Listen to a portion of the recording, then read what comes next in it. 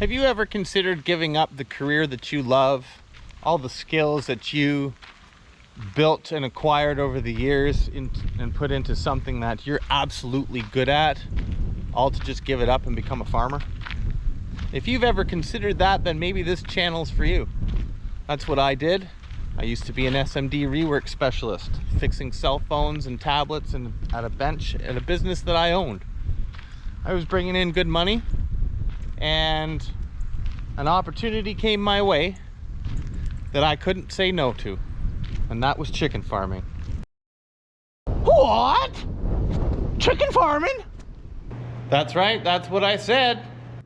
That's right, chicken farming. I packed up everything in my shop downtown where I was serving my customers and had a nice cushy life and a nice easy job because I was really good at everything I did. And I came out to this farm to start managing 2 barns with old barn syndrome. This whole farm was falling apart, and I didn't know what I was getting myself into, accepting a position of management at this farm. But it certainly presented every single Murphy challenge that you could possibly imagine to keep this farm going. Years down the road, a better farmer bought this farm, and he started making the improvements that were necessary to make this a functional, profitable broiler chicken farm. I am now managing a completely renovated barn with brand new equipment, and I'm going to take you through step by step on what it takes to ethically raise broiler chickens in 2021. Come with me and let's get into the barn. I'll show you a few things and you're going to learn something today. Hey everyone, and welcome to my new chicken farmers vlog. I've never done anything like this before. I'm usually making drone videos, but I've got a brand new renovated barn here, new chicken barn, and I've been doing chickens now. This will be my 4th year doing broiler chickens. Ooh, that smudgy off of there. And I thought maybe I'd share with you what it's like to set up a barn for 30,000 broiler chickens and what's all involved in the setup to accommodate these new little birds that are be coming in. Come with me and let's check out this newly renovated barn. Okay, so here we are inside the barn. And you're going to notice a bunch of equipment and stuff that we're going to get into talking about later. This is a medicator and a water filter, and I'll explain to you why that's important. There's 2 levels to this barn here. A lot of your newer barns are going to just have 1 level, but this one's kind of cool and it's got 2. So let's go inside the barn. I'm going to take you with me while I finish the setup. We've got 30,000 chicks coming tomorrow, and I've got a few more things to do. So as we go through here, I'll explain to you what I've learned in the last 3 years chicken farming. Before we go into the barn, we're going to observe some biosecurity rules. One of the main things is you don't wear your outside footwear into the barn. So I'm going to take off my Crocs here, and as I do that, as I take these off, I'm going to take them off and I'm going to step over that threshold like that, kick off my other Croc so that they're sitting there waiting for me when I come in. Now I have not contaminated this floor, and I'm free to go in. Now normally I'd put on those boots because there would be, you know, chicken crap in and around in these shavings here, but it's completely fresh. This barn is being completely disinfected and it is now ready for brand new chicks. So I don't mind walking around with my bare feet. There's another reason why I do that. So let's get in here and I'll tell you about that in a minute. One thing that I can tell when I'm walking in here with bare feet is how thick the shavings are from one area to another. And that's important because you don't want any bare spots on the floor. The bottom floor is concrete, and you know, if you get tiny little chicks sitting on cold concrete, they can lose their body heat pretty quick. And you don't want that to happen. When they lose body heat, they don't become active, and when they're not active, they don't eat and drink. And if they don't eat and drink within the first 24 hours, well, the chances of having a starve out by the time they're day 3 is pretty high. Once they hatch, come out of that egg, they're surviving on the yolk sac that's inside them. So I'm not exactly sure how long that lasts, but it's imperative that they get to food and water right away as soon as they get in here. So keeping them at a healthy, warm temperature is one of the keys here. Now the temperature in the barn right now is 90 degrees, somewhere around 89, 90 degrees. Yeah, that's where we like it to be. The floor that we're walking on here is 12,000 square feet. It's going to be hosting 15,000 birds that will be going to market at a weight of about 2.2 kilograms. It's going to take them about 45 days to get there. No, I should say about 35 to 40. And this is how we tell how big they are. Other than visually looking at them, this swing scale right here lets us know the average weight of the flock of the birds by subtracting the weight that hops onto it. So every time a bird hops on, because multiple birds can hop onto that scale, as soon as one hops off, that's the weight that it counts for the bird weight. And it takes multiple readings a day. One of the things I have left to do in here to finish my setup is to run feed through all of these feed pans here. And these are what's called a butterfly feed pan. So let's just get up close and take a quick look at that. So these butterfly feed pans, like the name, they open up like a butterfly. So if these things come up, these trays come out like a finger, and they would just dump the feed right on the ground.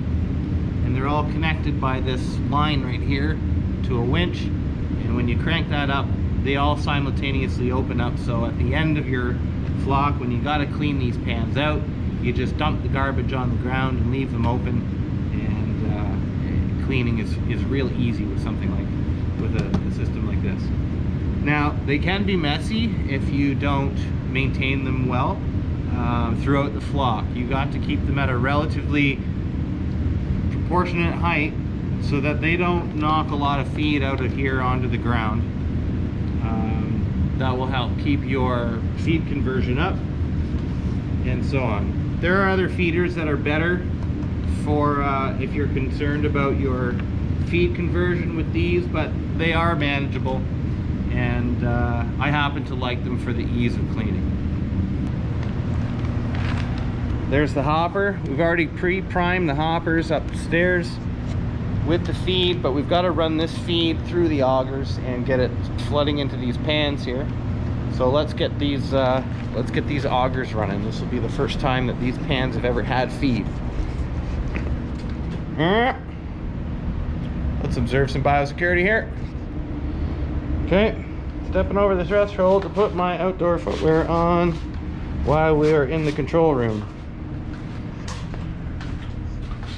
All right. Oh, that is our main system. We actually have to go and manually plug in the augers down at the other end. So back in we go. La-di-da. You guys feel like running in the 90-degree barn? Huh? Let's do it. Hey GoPro, how stable is this footage? Hey, can we run through the barn and make it look like buttery smooth? Huh? Can we? I don't feel like running.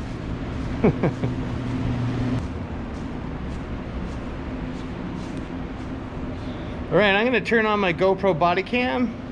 This will help me get my working range view, and then I'm just gonna set you guys up over here. You can watch what I'm doing here.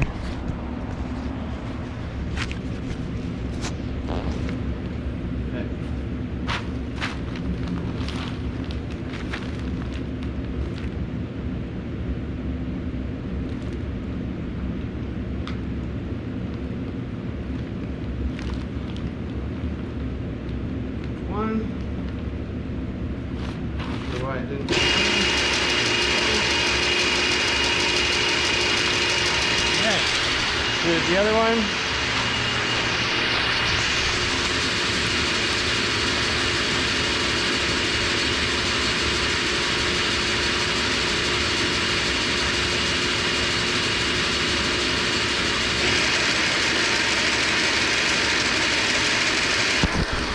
And line number 3.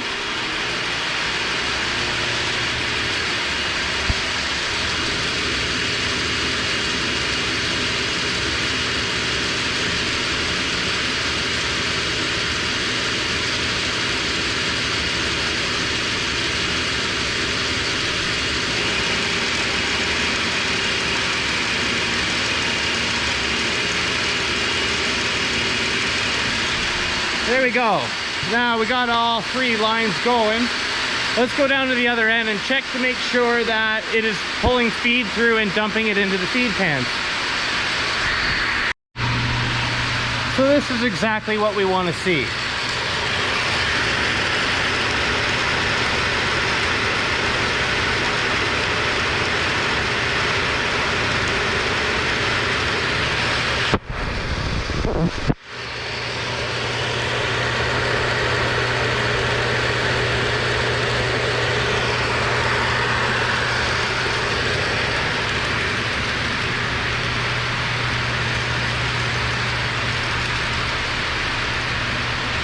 So far, so good. Now, this is where you discover a problem.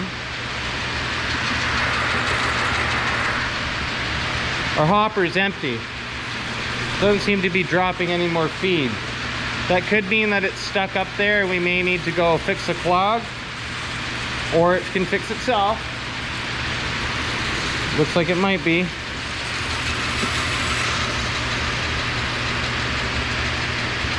And just like that, it unclogged itself and it is now filling. This one looks like it's doing good too.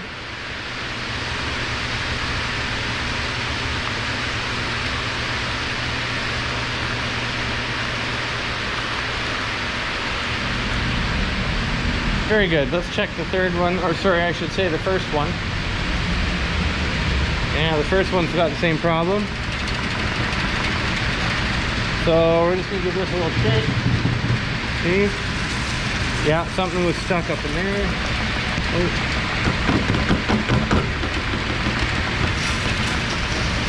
There it is.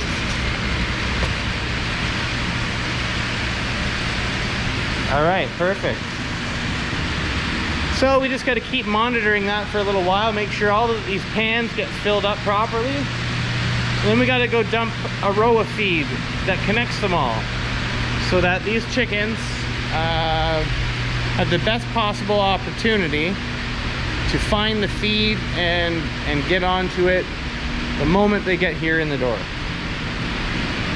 Getting onto water and feed as soon as they get in is probably, well, in my opinion, it's the #1 thing to mortality, low mortality success in the beginning. #1 thing, get them onto that feed and water.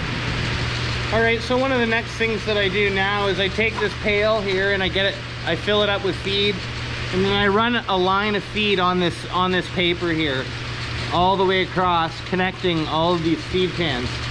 And the reason I do that is so that the chicks have a very easy time distinguishing where feed is and where feed is not. So for example, they've never really seen feed or anything at this point in their lives, and what's to say that this here isn't feed? You know, they're gonna try it, and they're gonna probably, instinct will probably tell them, I don't know if that's right, but some of them might not get the point, and they might try to eat too much. They might try to eat too much shaving. So that's another reason why we put this chick paper down, because it gets a clear differentiation between where the feed is sitting and where the feed is not. And if the moment a chicken learns where an easy meal is, he, she, whoever, whatever it is, will go there for the easiest way to get it every single time. That's the first thing that sets. So we want to make sure that we put this connecting line of feed down that they're going to stumble upon by accident, and they're going to peck at it and be like, oh, hey, that's food, that's awesome. And then by the time they're done eating that line, they'll be looking around and it's going to take them straight into the cups. And then they'll be eating out of the cups within 24 hours, and Bob's your uncle. So that's why we do that. So I'll show you what that looks like.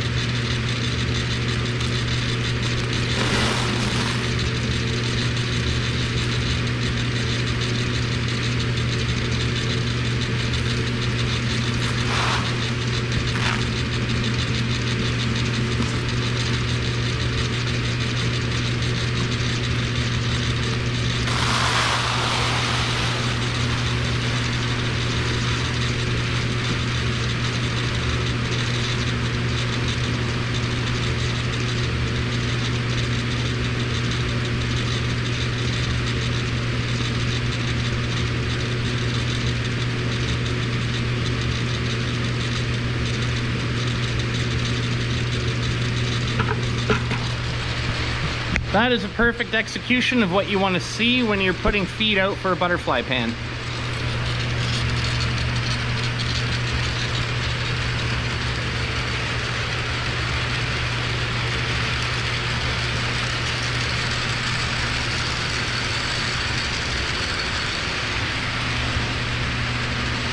It's a little loud down at the motor end where the augers are, where the motors are spinning the augers, but this line's just about full. And we'll have a look here. This is the last 4 pans.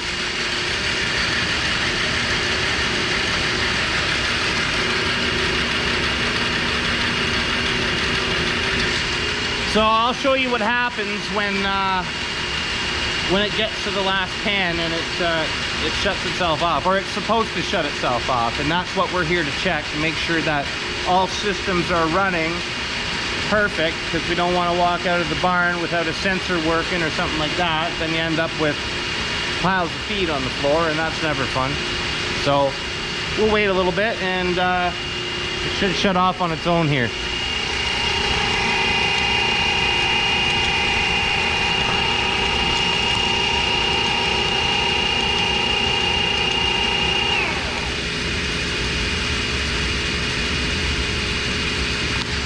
Well, there you have it. The red light on the sensor shut off and the auger stopped. So this one's good.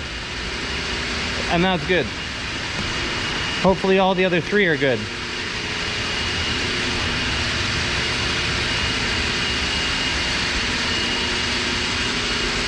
And this one seems to have stopped. So we've just got the last one to worry about.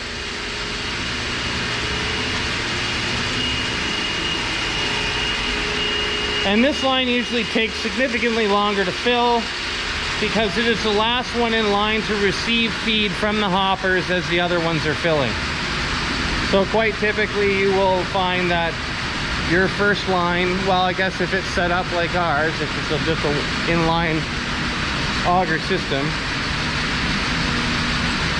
one of your lines is going to take a lot longer than the other to fill. Hey, we're just out here at the feed bin taking a quick look at the boot, making sure that the feed is going where it's supposed to and it's getting sucked up by the auger. So, yeah, it's looking pretty good. I like this new boot that they put on here. Makes it really easy to see if the feed's going down. And it's going down, so that's good. This is the new feed setup. They've got the bins in line now. Before they were side by side, carrying in 2 separate auger feeds. So this is much better. It looks a lot slicker with this inline system. The roll-up style garage door that they put in is a definite improvement from the old sliding doors that they used to have. Man, the old sliding doors were like 3 or 4 times as heavy as this, and it would fall right off the track up there sometimes. So this is definitely a much needed upgrade and a much appreciated one too. Okay, so now that we got all of our feed rolled out, we've got a nice connecting line on the paper between each feed pan that is nice and full. We're gonna go upstairs and I'm gonna start showing you what we do to put up our chick guard. Some farmers get this roll of 12-inch cardboard to roll out to protect chicks from coming into the carts when we're rolling them in. But we've got a bit of a more intuitive idea, and it doesn't require using any extra materials other than some clothes pegs, which get reused every time. So let's go upstairs and I'll show you what that's all about. I'm literally going to use my shoes as a stepping stone to get over to the stairs, so I don't have to actually put them on because we don't take our footwear upstairs either. So I'm going to step on that and there we go. Woohoo! Up we go. I got my clothespins. You'll see why these are important in a minute. There we go. So here we are. In order for us to have no mortalities on the first day, we got to minimize chicks getting run over by trolley carts and stuff. So when they come in here, they're coming in this big door and they get pushed in carts down the end of the barn. 10 trays probably on a cart, or 20 trays, and there's 100 in each tray. And they've got to get dumped, and I know that sounds a little aggressive, but it's not really what you think. But they get put on the other side of this feed auger. But they're going to want to run towards where all the commotion and noise is, because, well, it's their first day and they don't know what to make of anything, and they basically think that any kind of noise is their mother, and they just go running to it. So we don't want that to happen, because we're pushing carts around and they can get run over. It's happened in the past before we started these new practices. But I'm going to show you how we completely prevent that. We don't lose a single chick on chick day. It all starts right here.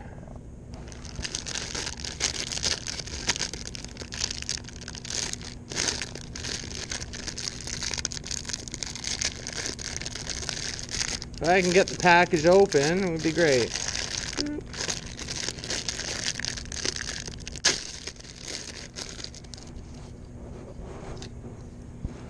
All right, take this with me. So what we do is we basically just take this paper and we pin it right to the cable, just like this. See that?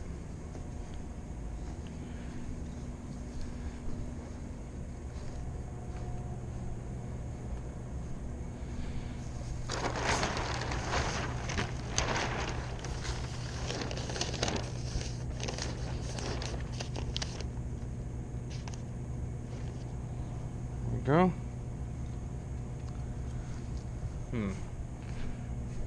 Yeah, typically I like things to be nice and straight, and that's not working out right now, so we're just gonna have to fiddle around a little bit to get it to our nice sweet spot. Plug that on there.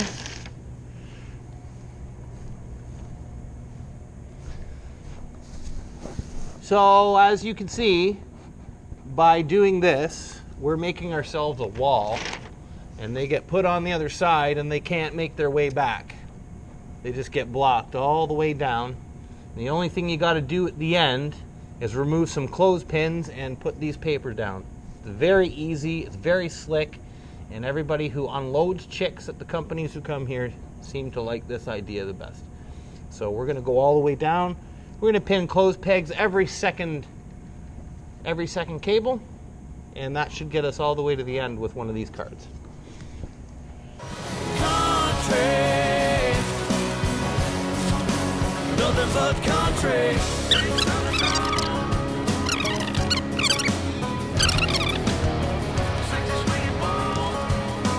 Oh, show them how country girl does it one time now.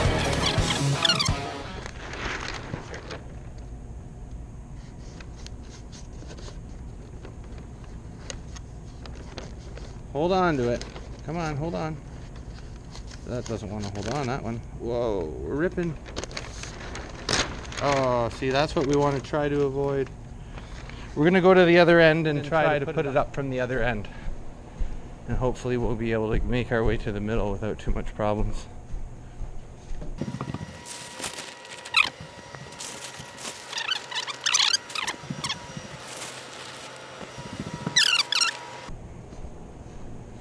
Here's our rip spot, and that should come up nice and much easier now. We'll have to put a pin on both sides just to keep it strong. You don't need little chicks running through broken spots of the paper. There. And that's what it should look like when you're all done.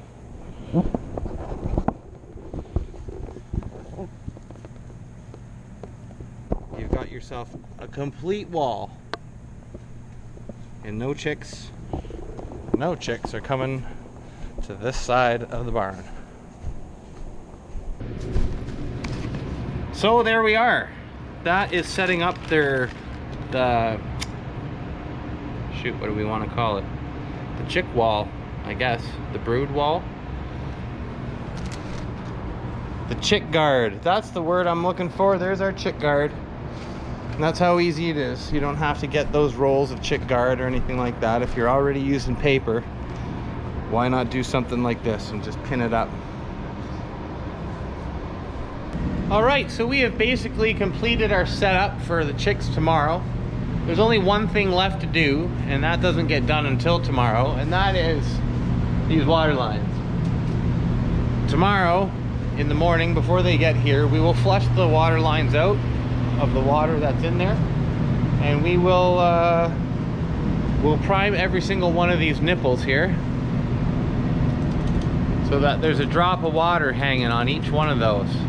It's important that there's a drop of water hanging on each one when we lower them all to the ground, because that droplet of water sparkles, and when it sparkles it attracts the birds, and they peck at it out of curiosity, and their curiosity leads them to finding water, because it certainly is an instinct these days that brings these birds to find their food and water. You have to make sure that they get it on their own somehow, and that's the way we do it. We like to make it look as attractive as possible. That's why we want this clear, defining line of feed that looks very different from the shavings, so that the birds don't really have much confusion over, you know, what's what. We're gonna go upstairs and we're gonna continue on setting up the water lines and flicking the nipples and getting that water driplet set up and ready to go. We're upstairs. We're going to flush this water line out right here, and what that does is it puts full pressure into the system and it flushes all the water out the back. And these little water stacks, that little ball we were talking about, it raises up to the top here and it blocks a little spout so that the water doesn't go spewing everywhere. So I'm going to do that from here. Woo! That one shot right up. So if that's working successfully, then everything should be coming out the back end. So let's take a wander down there and see just what's happening.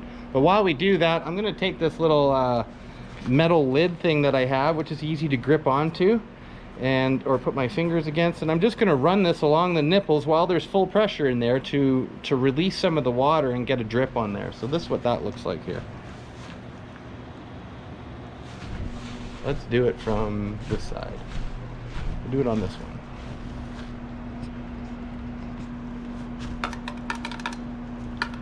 See the water coming out of there nice, so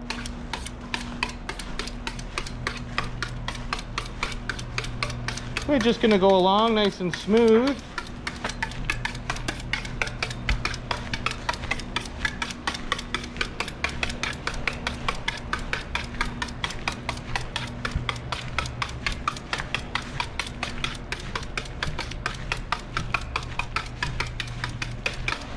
The reason I use a metal one, and I tend to use a softer metal than what's on the end of the nipples, is because the tactile feedback makes it really easy as you're walking along to identify if you've missed one. Like, you definitely feel that, and then you also definitely hear if you miss it and it hits plastic or something that's not the nipple.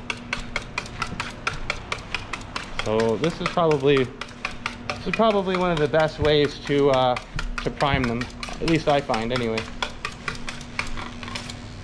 Okay, so down at this end, everything looks to be going okay. Got water coming out here, so there should be water funneling out the back.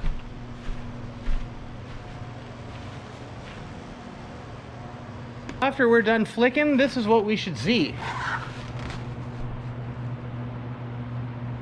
Nice, sparkly little drips of water on all of the nipples, and they should just replace themselves every time it gets knocked, just like that. These ones actually have side action, so a bird can hit it from the side and it will drip water. They can also hit it up. So that's what we can expect after we're done hitting all the nipples. And I tend to like doing that when it's got the flush pressure on, because it forces it forces the water down through the nipple a lot better than when you just have your regulated pressure on. We got to lower the lines down to approximately eye level so the chicks can, basically they're just going to run head first right into the nipple. If they don't see it, then it'll drip on them if they walk past it or whatever. So it should, the sparkling driplets of water should attract them, and if they don't, then they might happen upon the water by accident just by running into it.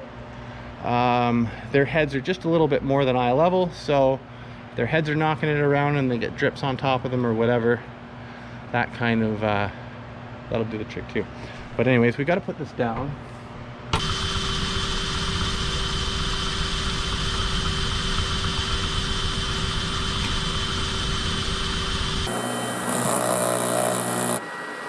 All right, so this is about how high you want it off the ground. Now, if the shavings aren't quite level, this distance between here and here is going to be different, but you want to get a general average height across the whole thing. So that's what we're looking for. You make your final adjustments once the chicks are in. You see what they look like when they're standing up next to this, and then you lower it accordingly. So you'll see what that looks like once the chicks actually get here. But getting all the lines to approximately this height and ready to go is basically where you want to start. I'm gonna say that this is about 6 inches.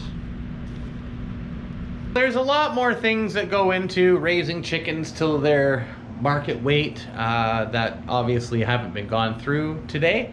But we're gonna do that as a vlog on a daily basis so that you aren't overwhelmed with information on, you know, in one video, and then you can kind of follow along in stages step by step.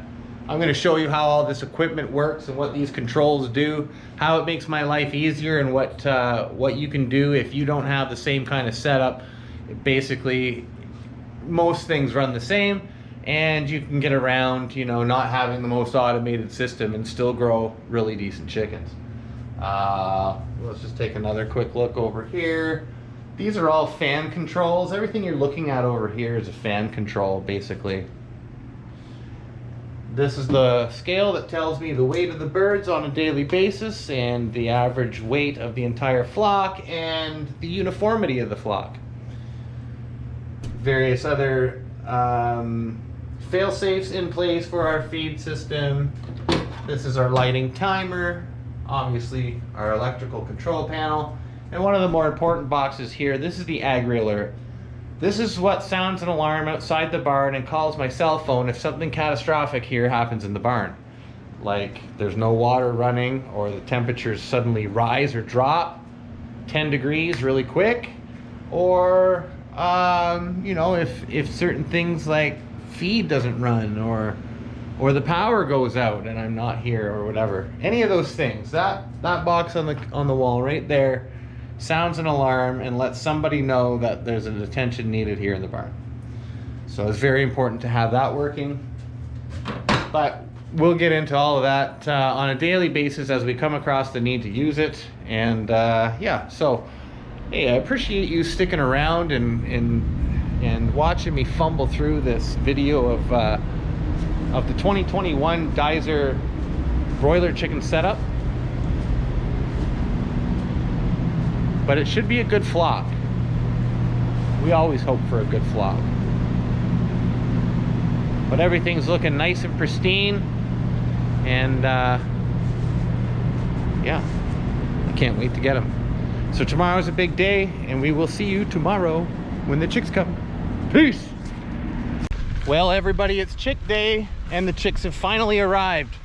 So we're gonna go get them placed, and I'm gonna show you how it's done and how cute these things really are. All right, it is time to receive our new birds.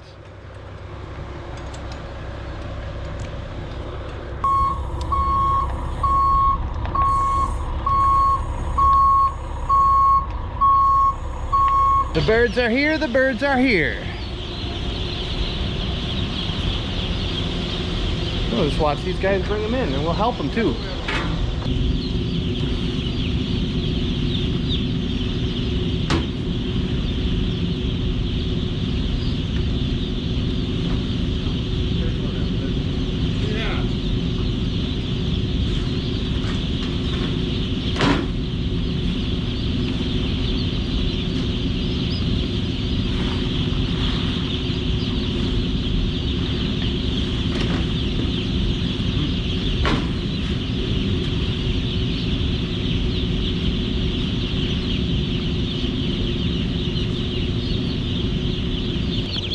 time for your first ride. Let's go.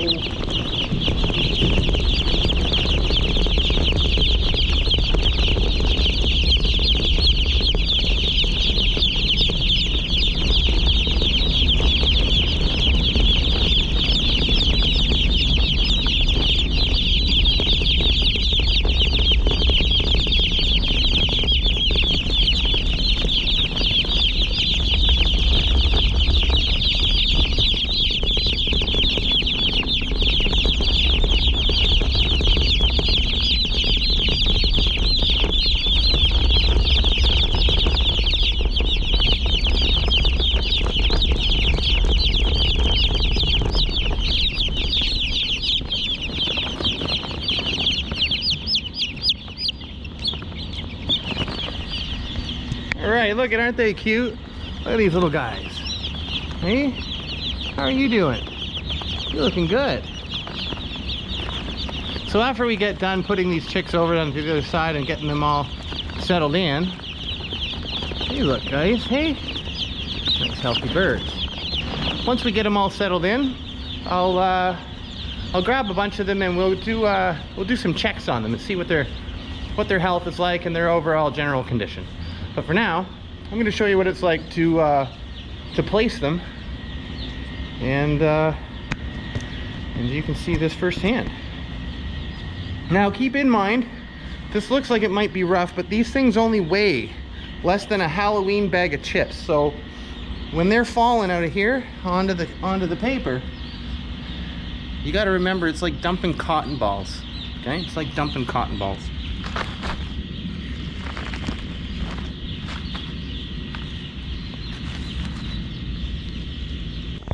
All right, now we're rolling with the body cam, and let's go place some birds here.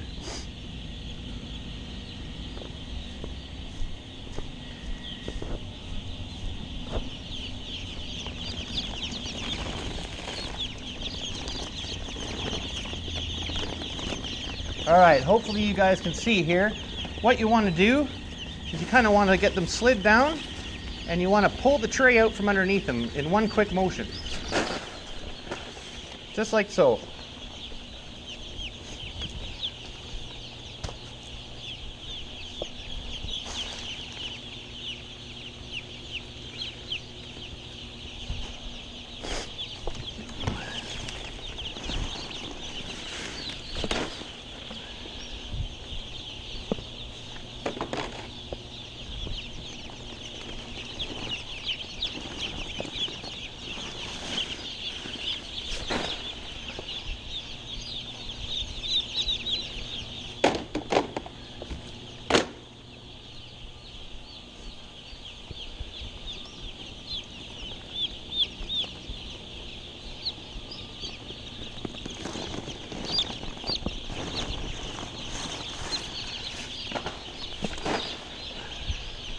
Oh, two more.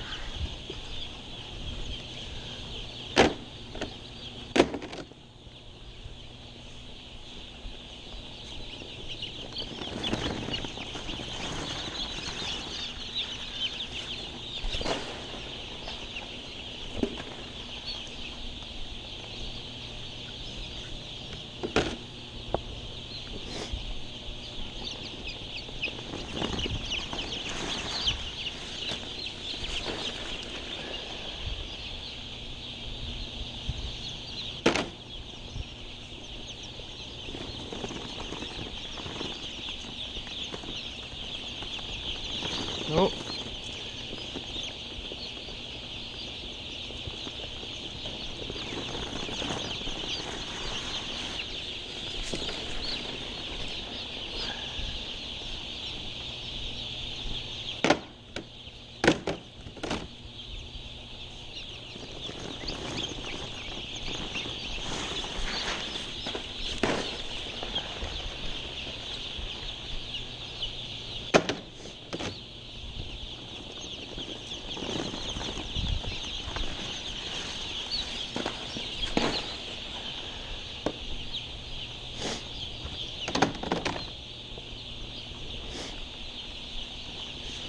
Now we do our best not to pile them too hard on top of each other, but they do kind of make themselves out of the way into a comfortable standing space, and they're just going to sit here and explore what's around them. They're going to peck at the food and stuff here, and they'll eventually make their way over to those water lines and see the drips of waters on the nipples, and they'll start pecking and drinking at those. So you can see how effective the chick guard is already. Yeah. Right? All these chicks would have been running all over the place that way, and you can see how we got our trolley carts over there. Why it would have been an issue to have them running around, because you don't get a lot of time before they start getting underneath tires. This is a prime example of what you would see in a healthy flock. These birds are only about 5-6 hours old, and they're figuring things out. They're getting the idea. Bob over here, he's gonna watch Jake and Sally and Edna over here. They're copying each other. They're doing something with the nipple. They don't know what, but you can see how that nipple is at eye level. So they basically kind of just run into it by accident, and it drips water on them, and they say, hey, I'm gonna put my mouth there because I'm thirsty. Look at that. So you'll notice that these birds have a little bit of red on top of them. That is not their natural color. That is a vaccine. It's the only vaccine that these, or any medication that these birds will get until they go to market. Now we do our best to make sure that we don't put holes into our chick guard, but sometimes you end up kicking it while you're bending over, and the little buggers, they like to pop out. And we're not ready to let it down yet, so I'm gonna put these guys back. And I'm gonna stop talking over here because they're all gonna come running. So get out of here. They think I'm the mother. All right. So I didn't get a chance to actually take you with me to take down the chick guard that we had up. I had to do that in the dark, and I had to do it fast. These chicks are super active and super healthy. And look at them, they're just coming running from all around. They're gathering around me because I'm making noise. See, look at them come. Hey chickens. Hi. Hi, healthy chickens. Yeah, you can see there's a big circle of chicks around me, around my feet. That's a good sign. They're active and alert, and that means they'll find food and water very fast. And that's what we want. So we got to go we got to go lower this water line down. It's the last one, so that they have lots of access to water, and that'll be that. We'll just let them spread out through the barn, which they are already doing a really good job of already.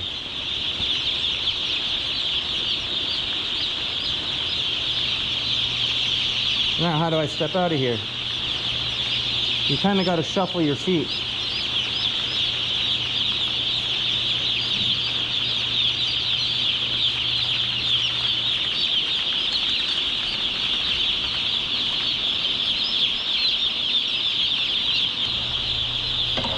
I have no idea how these little chicks are going to react to the sound of a drill, but we're going to find out.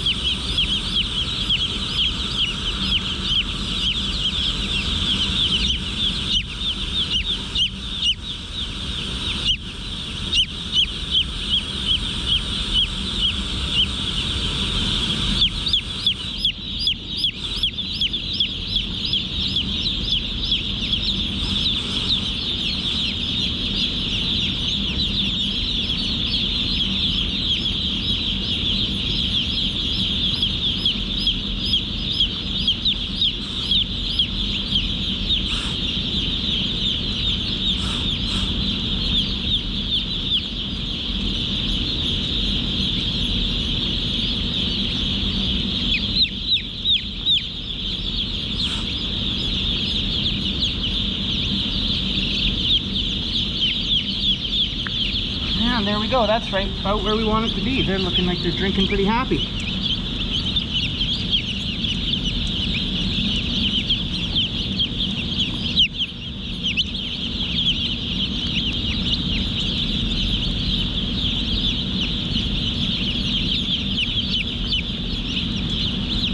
right, it's been some hours since we've placed these chicks, and I like to just come in here and have a quick check on them, make sure, you know, everybody's getting the right idea in here, that they're spreading out nicely through the barn.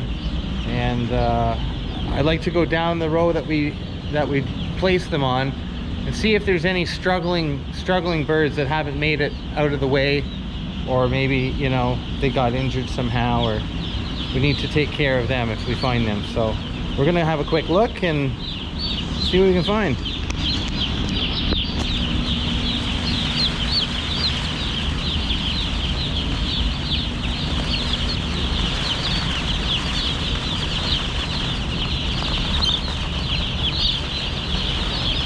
Chicken! Chicken, chicken, chicken!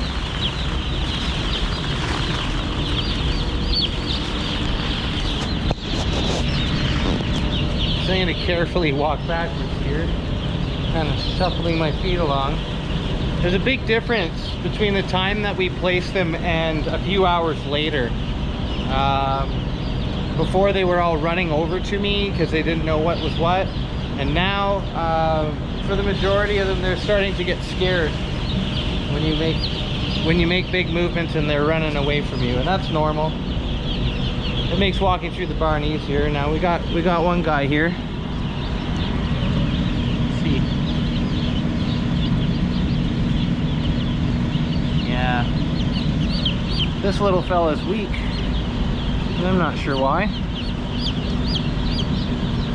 So let's see what we can do for him.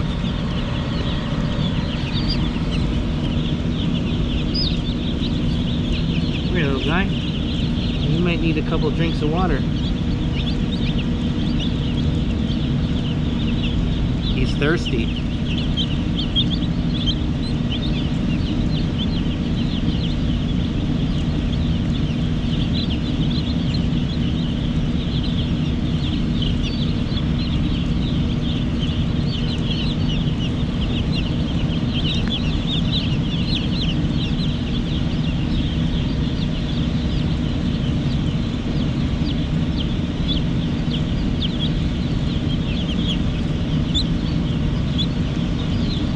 Look at all the water he's taken.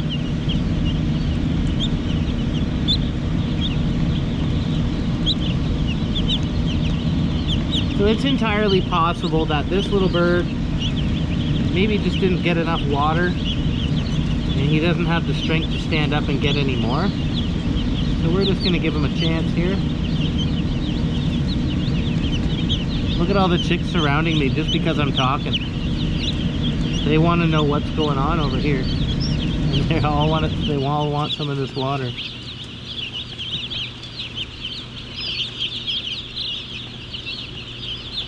All right, little guy, we've given you some drinks, some good drinks. Give you a couple more here.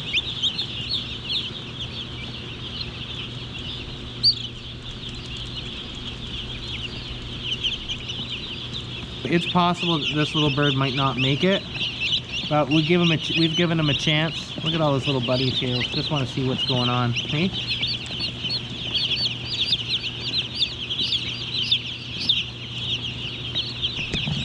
Maybe we'll find a low point in the water line and we'll stick him near it. Come on, chickens, out of the way, out of the way, out of the way, out of the way. Whoop, whoop, whoop, whoop, whoop. Look at how they all gathered around that area I was. I suppose they still think mother's around somewhere. But it ain't me. Certainly ain't me.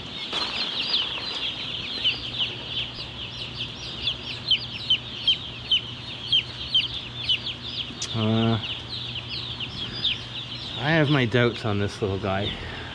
We'll check in the morning and see if that water gave him any energy. He's not very far from food or water. So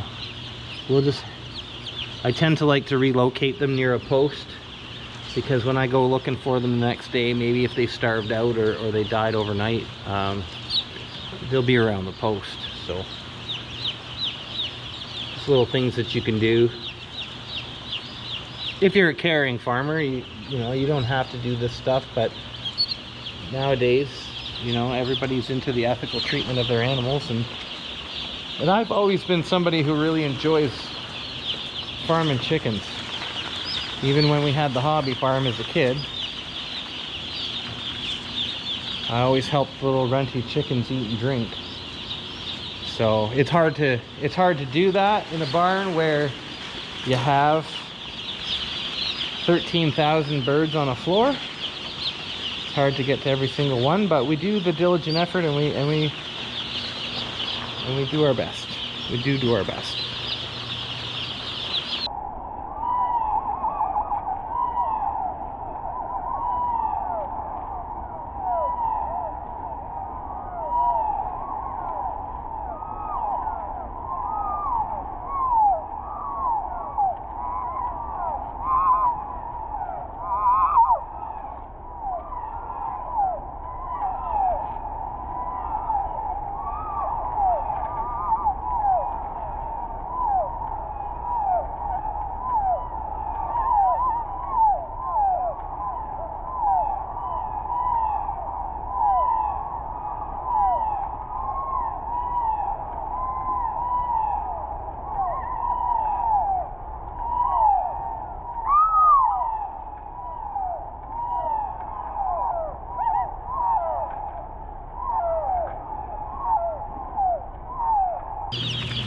Chickens, chickens, chickens. Come on.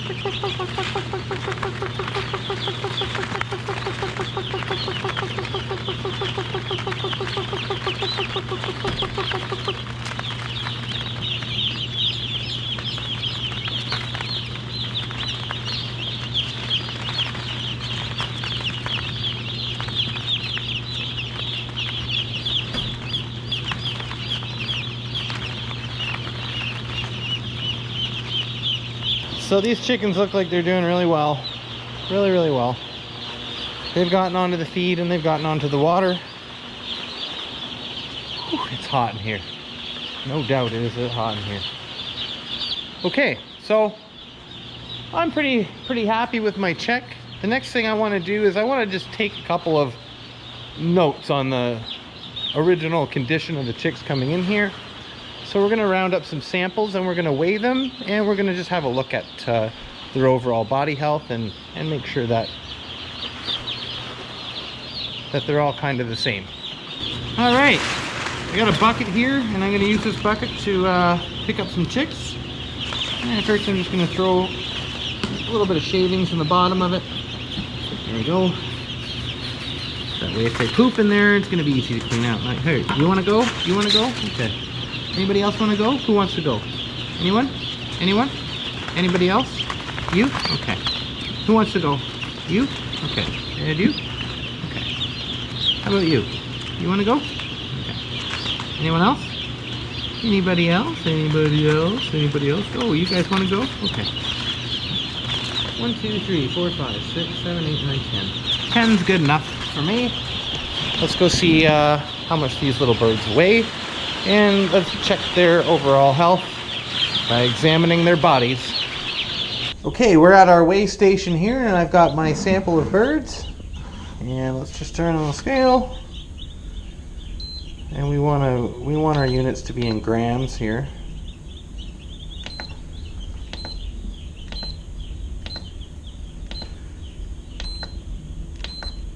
There we go.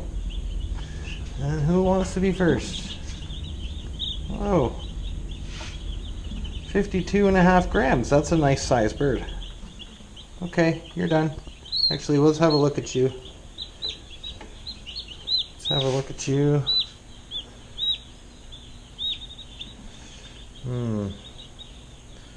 Not the most promising heel up on the navel. That's the navel we're looking at. It should be no scab. It should be healed up, but we'll check a few others. He's healthy otherwise.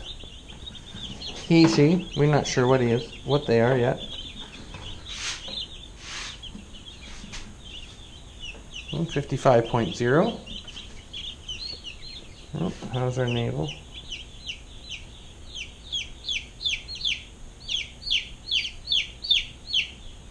A little bit better.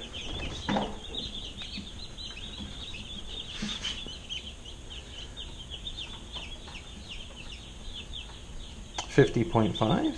Very good, very good. That's a nice looking healed up navel right there. You hardly can feel that it's there. One thing it definitely shouldn't be is raw. You see a raw one, that bird is most certainly going to die. That's where they will get their first, that's where infection will enter. The very first spot. So 51.5. Very good. Very good.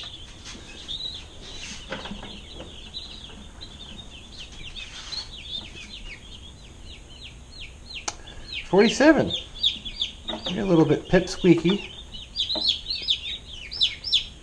But you have a perfectly healed navel, so that's good. Let's you can also check their feet here. They should feel cool and supple. And if they're dehydrated, you'll see in the spot of the leg here, you'll see a vein that it'll be prominent and the skin will be sucked in, but this bird's feet are nice and supple and they're a nice light color. So that tells me that it's well hydrated.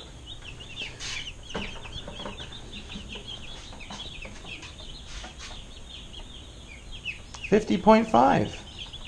Very good. Very good.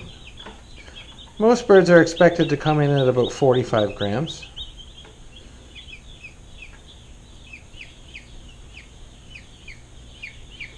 Your navel's healing up, and you're looking strong.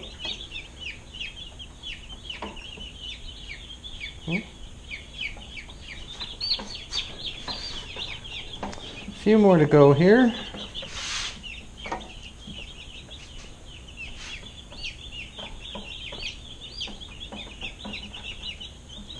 Very nicely healed navel right there. Very nice. Very good. Very hydrated bird.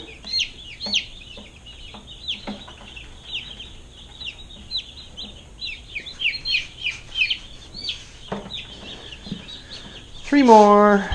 Hello. 39.5. Gosh, you are a light one. You're a light one, but your navel is well healed. And you can feel that it's had some food. There's a little bit of food in its crop. So, well, he'll just have to catch up. How many more in there? 2?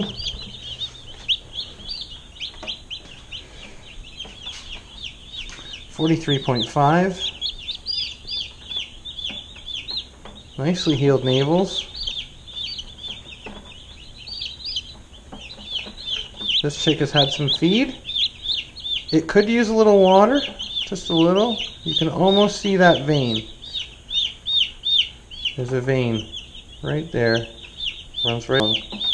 And when they become dehydrated, the skin sucks in and that vein looks a lot bluer. You're probably wondering where all your buddies went, hey? Come on. 50.5.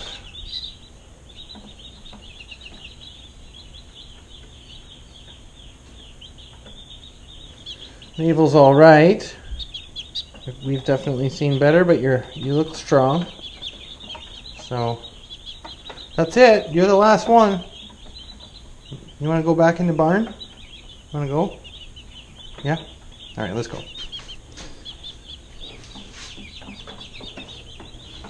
Well, that completes our little chick roundup and body test, and they all look pretty good. So I'm just going to put these guys back. Let's put them back.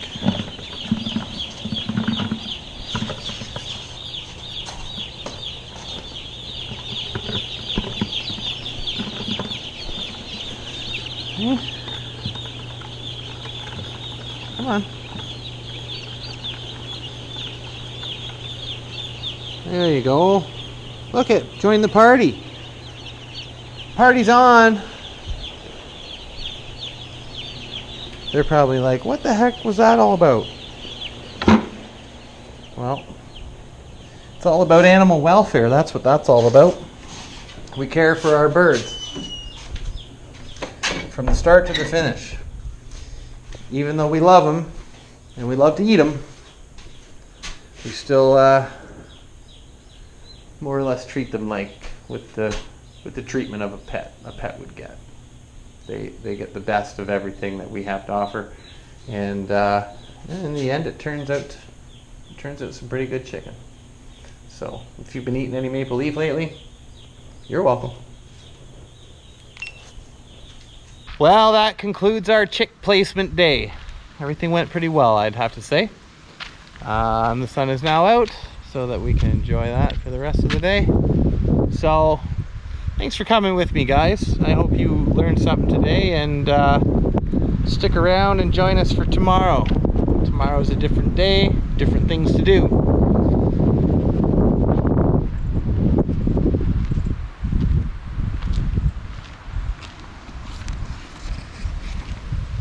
Bye for now.